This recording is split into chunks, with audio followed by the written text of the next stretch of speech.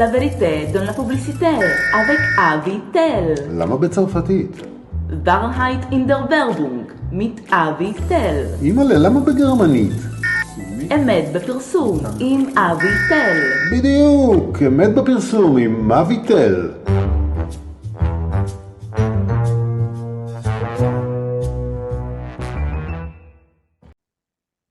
שלום לכם וברוכים הבאים לאמת בפרסום עם אבי טל, שזה אני. מהי אמת בפרסום?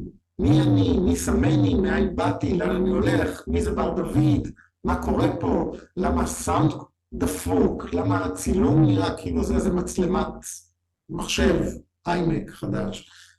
כל זה ועוד מיד בפרק הראשון.